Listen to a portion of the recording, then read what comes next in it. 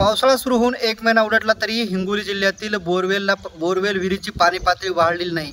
नदी नाले ओढे ही कोरडे ठाक आहेत। परिणामी जिल्ह्यातील 3 धरण आहेत। जिल्ह्याच्या आसपास तिकडे इसापूर असेल, येलदरी असेल आणि सिद्धेश्वर असेल, या तिन्ही धरणाची पाणी पातळी अद्यापही वाढलेली नाही।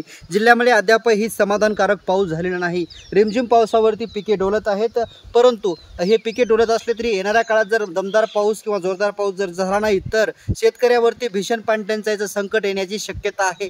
त्यामुळे जे आहे ते शेतकरी राजा आता चिंतेत आहेत। जिल्ह्यातील तिन्ही धरणातले जिल्ह्याच्या शेजारी असल्या तिन्ही धरणाची पाणी पातळी वाढलेली नाही। त्यामुळे जिल्ह्यातील विहिरी असतील, त्याचबरोबर बोर असतील, याची पाणी पातळी वाढली नसल्याने शेतकरी आता चिंतेत आहेत। कॅमेरामॅन ज्ञानेश्वर वानखेडेसह मी रमेश चेंडके, TV9 मराठी, हिंगोली।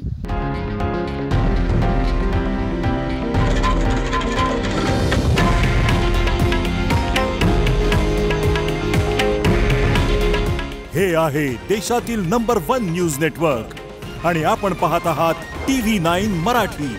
काळजी तुमची, हित महाराष्ट्राचं।